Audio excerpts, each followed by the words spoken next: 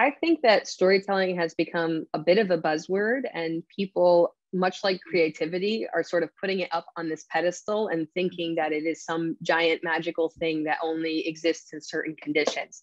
If I ask you how your morning was, you're going to tell me a story. It's not going to be, this Disney script of a magical story, but it's a story that you started here, you had this experience, and then you did this.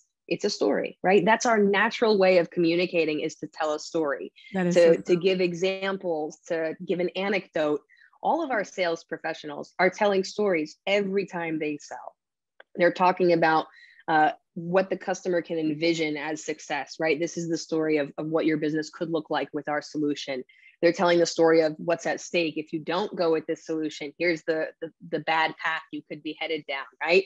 They're telling the story of other customers who have had success. It's all storytelling. And I think when we think of storytelling as something separate from everything we do, it will be very hard for you to find a way to integrate it. If you think of storytelling as something that is throughout all of the communication that you do, it's much easier to see where it comes in.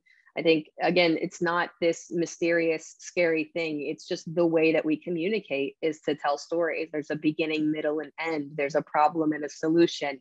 There's a before and an after, right? That's all part of the way we naturally communicate. So yeah, whether it's answering questions for your audience in a they ask you answer type model, my guess is you're probably going to use an example to help answer that question. And that example will probably be a story, So I like to think of storytelling like sprinkles or salt or some other seasoning. Like you can put it on anything,